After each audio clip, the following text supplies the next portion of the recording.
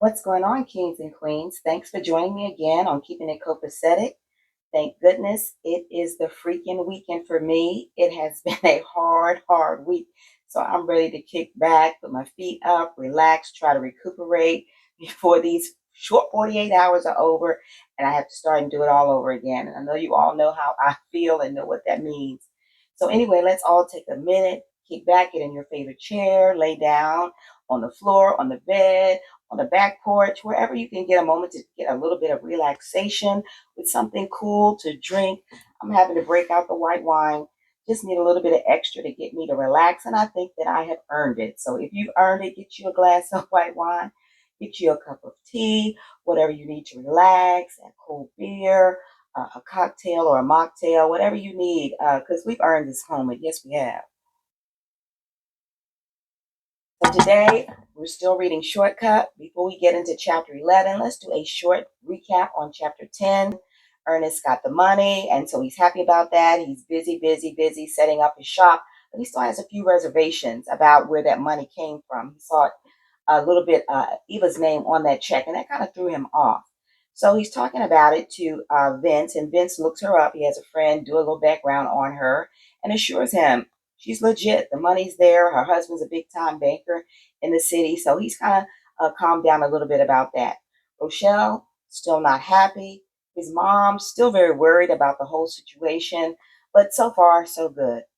But on Eva's side, she is just losing it. She is thinking about Ernest all day, every day, and she's losing her cool.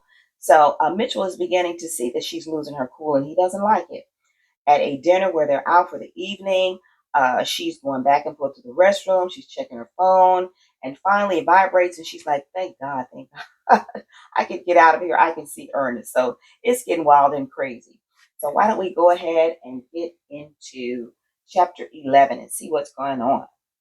It was opening day for the In Ernest Gentleman's Spa, the day that Ernest had dreamed about, the day that he had risked everything to get, and he could count his supporters on one hand. It was his mama, of course, Vince, Leon, and then Eva. But Rochelle was still fuming about Eva and the new shop, feeling that he had done both to spite her. She left the house early to drop Brianna off at school and take EJ to the daycare. Ernest had asked her to let the negativity go, and invited her to come to the opening, but she refused. Why should she go there pretending that things were great between them when they weren't, at least as far as she was concerned? Too nervous to eat any breakfast, Ernest went by his mama's to pick her up. Leon would be there later after he opened up King Cut. "This is it, Mama," Ernest said, brimming with excitement when they crossed the street from where they had parked. Sheila felt happy tears begin to tingle in her eyes when she saw the sign outside. "I'm so proud of you, Ernest. I didn't know it was going to be this fancy." "We're going to be in first class from now on, Mama," he said, unlocking the door and flicking on the lights. "Let me give you a tour and show you my office." Ernest gave her a walk around the shop, the manicure room, the massage area, the steam room, and his office, where he turned on his smooth jazz playlist to air over the intercom. Sheila was overwhelmed with the style and elegance of the spa. She almost couldn't believe her child had put it all together. It was much more than she had expected. "This is so nice. I should have brought my camera to show everybody at the clinic tomorrow. I won't be able to describe how fabulous it is." "I'll take some for you to show them with your phone in a few minutes," Ernest said, putting on one of the crisp white smocks he ordered for his staff, and with the name "In Ernest" embroidered on it. Then they heard a bell chime, letting them know the entrance door had opened. Ernest rushed to the front with Sheila trailing behind him. They got to the front just as Carla soared in and made her way to the back of the receptionist's desk like she was on roller skates. "Good morning, Miss Shaw," she said, bursting with energy. "I hope I'm not late for the opening day." "Oh, you're right on time," Ernest said, smiling and loving her enthusiasm. "I just got here a few minutes ago. By the way, Carla, this is my mother, Sheila Shaw. Mama, this is Carla. She's a receptionist for the shop." "Oh, it's a pleasure to meet you, Mrs. Shaw," Carla said, coming back from behind the receptionist area to give her a hug. "You have a great son here." "I think so," Sheila said, smiling back at her. "Nice to meet you." Ernest led Sheila over to his workstation in the center. She sat down in the chair of the extra station by the window while he showed her all of his equipment. Carla put on one of the white smocks Ernest had given her while she bounced to a lively salsa beat in her head. Then she took her place behind the tall counter just beyond the door entrance. Jane and Helena were the next to arrive, chatting and walking in the door together. Good morning, ladies, Ernest said, greeting them. It's good to see you both energized and ready to work. I'm really excited about the opening day, Jane said, heading to the third workstation. I hope we get a good crowd. I could definitely use the money. I'm with you on that, Ernest added, giving her a high five. Ladies, I would like to introduce you to my mother, Sheila Shaw, he said, turning towards Sheila. Hello, Miss Shaw, Jane said, shaking her hand. It's good to meet you. This is a big day for all of us. Yes, it is, Sheila said, kindly looking up at her. My pleasure, ma'am, Helena said, taking her hand with a slight bow. I'll give you a manicure today. You don't have to do that, Sheila said. I'm just happy to be here. Helena smiled back at her and said, come back anytime. Jane got busy rearranging her station, and Helena went to the area just off the main room where the mani-pedi chairs were located. The door opened again, and it was two employees from Panache Catering with the food. Ernest thought it would be a nice gesture to welcome his guests and the clientele with bite-sized hors d'oeuvres and champagne for the grand opening. Carla showed them where to set up. It was about 15 minutes before 11, opening time, when Eric sauntered in. You guys didn't start out without me, he said, grinning like he was the guest of honor. We were about to, Carla snapped with her accent showing. Did you forget to set your alarm or something? Sorry about that, Miss Carla. I'll be the consummate professional from here on out, Eric said, humoring her. Ernest tapped his glass with a pair of scissors. The top of the hour is about to arrive, so I want to say a few words. Everybody, grab a glass of champagne, he paused for a moment while they all got their glasses and gathered around him. First of all, I want to thank you all for joining me on this new business venture. We are all in agreement with the level of professionalism that we want to exemplify here. Represent yourselves well, people. I know I have a good team with all of you. Here's to a successful opening and making in Ernest the most esteemed and prosperous gentleman spa on the planet. They all raised their glasses and cheerfully drank to his toast. Sheila felt like clapping. She hadn't fully understood what Ernest had been telling her about his dream. But now that she could see it in real life, she knew why he had taken the risk. He didn't belong on a side street in a ghetto strip mall barbershop. It was bigger than that. He knew it, and now everybody else would know it too.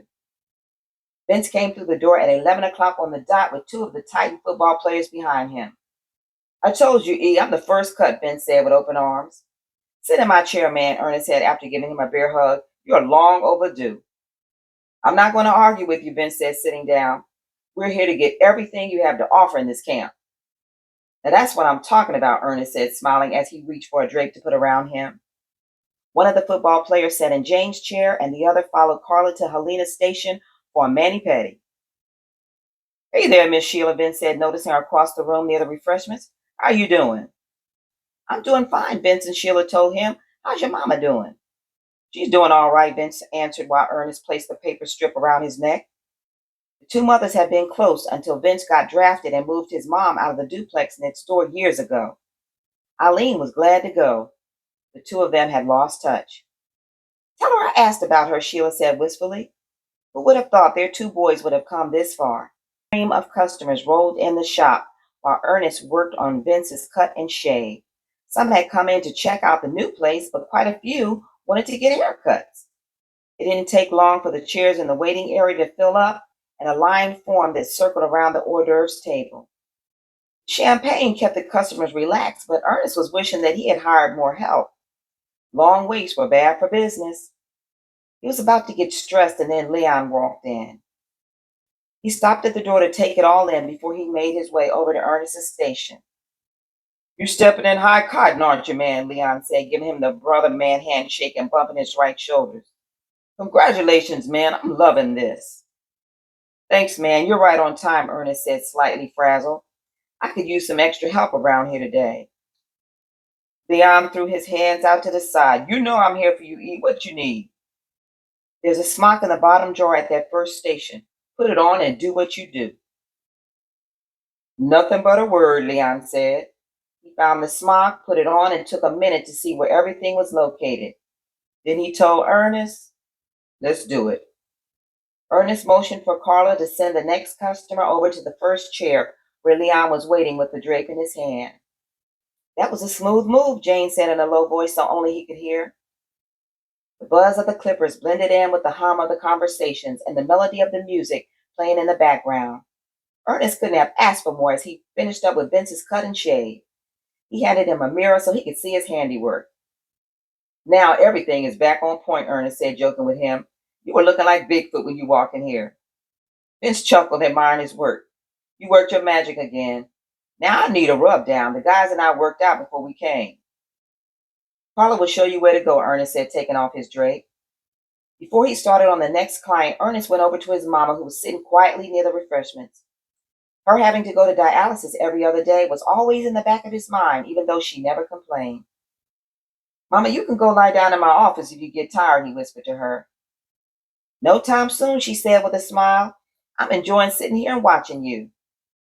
Sheila felt like she was in heaven. There wasn't another thing she could ask God for. Seeing her son in this fine place of business, in authority, conducting himself with dignity and respect, was all a mother could ever want for her son. For the next 3 hours, traffic was brisk in the shop. It turned out to be the lifesaver that Ernest had food there because no one had time to stop for lunch. More of those who initially were just curious discovered that the atmosphere was so relaxing that they stayed and patronized the services of one of the staff. Just observing all the activity got Sheila tired after a while, and she reluctantly agreed to take a rest in the office. Besides, Carla was handling the door and the order of the service like a pro. Excuse me, Andrea exclaimed, walking over to Ernest and catching him by surprise. Damn, E, this is all that. Thanks, little sis. I didn't see you come in, he said, putting one arm around her and giving her a side hug. I'm glad you stopped by. You know I was coming to check you out, Andrea said, scanning his setup. I wanted to bring my man by, but his funds might be a little low and I'm not paying for him. Maybe he could get a job shining shoes in here, she said, teasing. Don't even start clowning me, girl, Ernest said, laughing. I can't stay but a minute. I'm booked all afternoon, but let me check out the food. Help yourself, Ernest said. He knew she couldn't pass up some free food. Then the doorbell chimed again. And it was Eva, sashaying through the door like she owned the place. She went straight over to Ernest and kissed him on the lips. Andrea's mouth was full of food, but that didn't stop her jaw from dropping. Ernest was thoroughly irritated by the gesture. He didn't care for her public display, but he played it off, moving on the other side of his chair to put some distance between them. Congratulations, she said, full of enthusiasm. It looks like you've got a hit on your hands. I told you this was a hot spot. He nodded and answered without looking at her. You know the story, location, location, location. Eva giggled, got herself a glass of champagne, and proceeded to introduce herself to Jane, who was working on a client. Andrea couldn't believe it. She had feelings of loyalty towards Ernest for helping her out and being like a brother to her. But according to girl code, she didn't have a choice. She put down her plate and casually walked out to the front sidewalk of the spa and called Rochelle. Girl, you need to bring your behind down here ASAP. This thing is walking around here like she's the first lady. Oh, hell no, Rochelle fussed. I'm on my way down there. You know I would stay and help you beat that ass, but I got to go make some money, Andrea said, peeping through the front window. Oh, don't worry, I got this, Rochelle assured her. Thanks for looking out. 30 minutes later, Rochelle stormed in the door of In Earnest with EJ on her hip. Leon saw her first, and from the look on her face, he knew that Andrea had called her and gave her the 411. Luckily, Eva was still playing hostess, making her introductions, and was in the massage room with Eric. Leon tapped Ernest on the shoulder and quickly eased towards the direction of the massage area to intercept Eva and diffuse the situation before the time bomb went off. Ordinarily, Ernest would have done some finishing touches on the cut he was working on. Instead, he handed him a mirror and removed his drape. Rochelle stomped over to the receptionist's desk. Who are you? Rochelle asked Carla angrily. Carla was slightly confused, but she was unperturbed. I'm Carla. How can I help you? Before Rochelle could answer, Ernest grabbed EJ, swooped her up, and guided her back to his office. She was about to unleash a barrage of curses on him, but seeing her mother-in-law lying on the sofa caused her to hold back. You know what I'm looking for, she said angrily to Ernest. Where is she? You need to calm down, he answered in a lower volume, hoping she would follow suit. Don't tell me to calm down. I heard that bitch was in here. EJ, upset by her tone, started whimpering and leaned his head on Ernest's shoulder. The noise in the room woke Sheila up. You see, I'm in here working my ass off, Ernest said, hoping to calm her down. I'm trying to handle my business. Oh, no, I'm not falling for that, Rochelle protested. Something is up. There's nothing going on here, Ernest told her. Then why did you ask her to come here, Rochelle demanded. I didn't ask anybody to be here except you and my mama. This is my opening day. You should be able to support that. I don't need no extra drama. Rochelle didn't know how to react. Truth be told, she didn't want to cause problems for Ernest. From what she'd seen, the new shop looked really nice. Plus, Miss Sheila was there watching, and she wasn't about to be disrespectful in her presence. On the other hand, she needed to put whoever this hoe was in her place. Sheila was disoriented when the arguing first woke her up. After a minute or two, she had figured out what was going on. She swung her feet to the floor and said, Shell, can you take me home? I'm not feeling good. I guess I've been here long enough. Rochelle was immediately concerned. Sure, Miss Sheila, she said, helping her stand. But nothing was wrong with Sheila except she knew she had to get Rochelle out of there before she made a scene and ruined Ernest's big day. She gingerly walked to the front, praying that the cause of this blow-up would stay out of sight. Ernest, still holding his son, walked them out to Rochelle's car. I'll talk to you later, Ernest said to Sheila after he fastened EJ in his seat. Rochelle rolled her eyes at him. So will I. Ernest hurried back into the shop where there were 3 customers waiting. We'll be right with you, he said politely before going back into his office. He reached in the right-hand bottom drawer of the desk for the pint of Hennessy he had there. He took off the cap and took a swig to settle his blood pressure. He put the bottle back, popped one of the mints from his pocket in his mouth, and was about to leave when the door opened and Eva walked in. You didn't knock, he said, still irritated with her. Why should I, she said, moving close until their bodies touched. Because this is my office and I deserve that courtesy, he said, stepping aside her. I wouldn't come into your office and disrespect you. Maybe it's time we got some things straight, she said, leaning back on his desk. Absolutely, he said. First, I have to ask you to leave. This is where I work. It is serious business for me. Are you forgetting that I made all of this possible? What you have to remember is that you connected me to the company where I borrowed money. I'm paying my own bills. Meet me at the house this evening, Eva said, slightly peeved. We have a lot to talk about. Ernest shook his head no. You can see my hands are full today. I have customers waiting. Be there, she said in a commanding tone. Ernest walked out and held the door until she followed him out. He locked it behind them and went to his workstation. Eva watched him as he draped his next customer. Every time she thought she had broken him in, he would buck up again. No problem. She liked a rebellious horse. They gave a more exciting ride. She would let him know who held the reins later.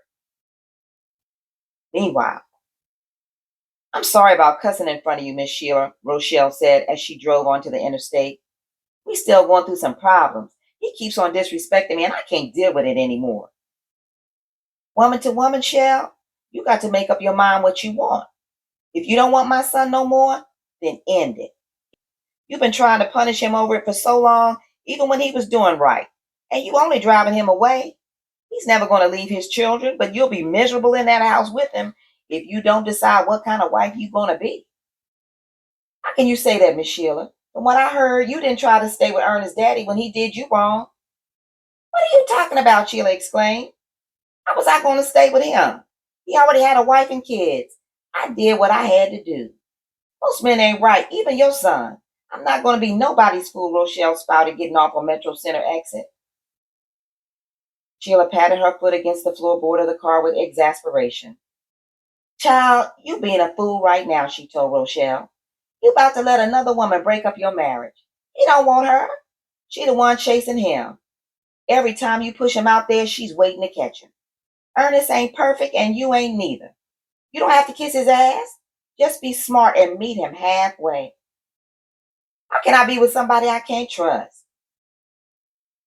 He couldn't get you to trust him for 10 years, so you probably ain't never going to trust him. That's your problem. Why should the whole world suffer because you don't want to be happy? Think about your children for a change. Rochelle was tired of taking the blame for everything. It wasn't her fault that he couldn't be faithful. She didn't say anything else until they pulled up to the curb in front of the duplex. I hope you feel better, she said. Do you need me to do anything for you? No, I'm fine. You go on home and relax yourself.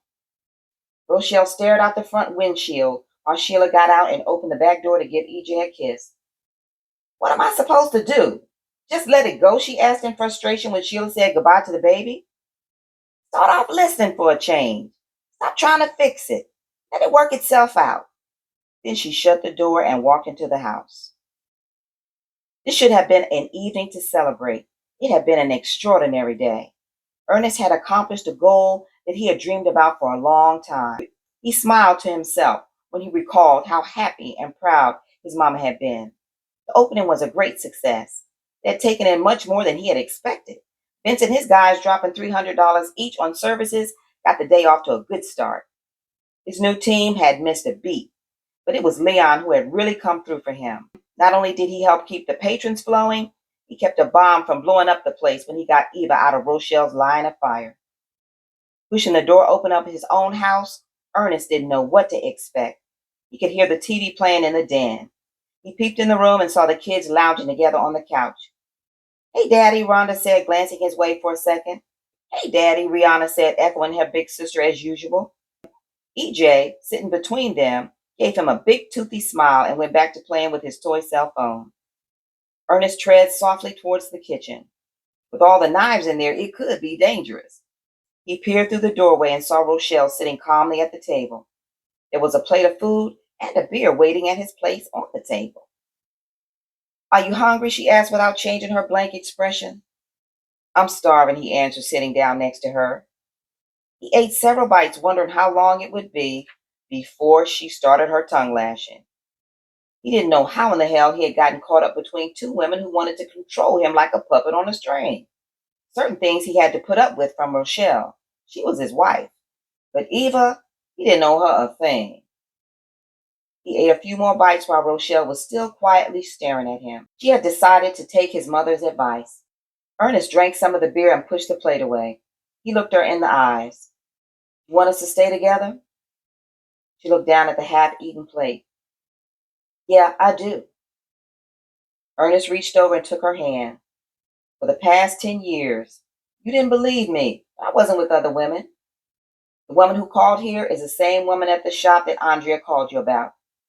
I met her at the bank after my first business loan application was denied. She helped me get the loan at the bank where her husband is the head nigga in charge. Some things happened between us that shouldn't have. Partly because you and I weren't on the same page, and mostly because I thought she could help me secure the loan. I don't have any feelings for her, and I don't want to be with her.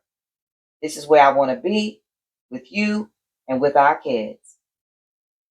So you want me to forget about what happened with her and forgive you, Rochelle said hopelessly, feeling like it was too much to ask. Sounds bad when you say it like that, baby, but for 10 years, I took the heat from you for no reason. That was tough. I'm not going to see her anymore. I promise you that. I want us to start fresh. Sheila's words from earlier in the car replayed in her head. She could raise hell every day, and it wouldn't change a thing. I don't even know how to tell you how much you hurt me, but I still love you, Ernest. I'll try to get past this, but if I catch her at the shop again, I'll kill that bitch. Ernest's phone vibrated, and he looked at the number. This is her calling me now, he said, trying to be open and honest with his wife. She's been blowing up my phone for the last hour. Turn it off, Rochelle insisted. I would, but my mama might call. I'm getting you a new phone tomorrow. Ernest nodded. Thanks, baby, and thanks for listening. Don't stay up too late. You look tired, Rochelle said, standing up to leave. I'll be sleeping in our bed if you don't mind. Isn't that where you belong? He said, grinning at her. We both do, she said on her way out of the kitchen. Ernest went into the den and told his girls good night and picked up EJ. He gave his son a bath, read him Cat in the Hat, and put him to bed. Down the hall, he went into their bedroom and closed the door behind him. Rochelle was lying naked on the bed in the light from the TV. He took off his clothes and lay on top of her.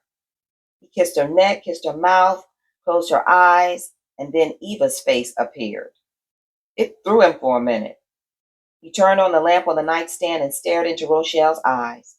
He needed to see her face. She smiled at him. The attention made her feel sexy. His phone, still on the kitchen table, vibrated again and again. Whew, have mercy. And that was chapter 11. Please like and subscribe to my channel. Please leave some comments as well. I'd love to hear what you think about the book so far. And I will see you again next time for chapter 11. And remember, we're doing everything we can to keep it cool. And I'm determined that I'm going to be keeping it copacetic. So take care and be safe.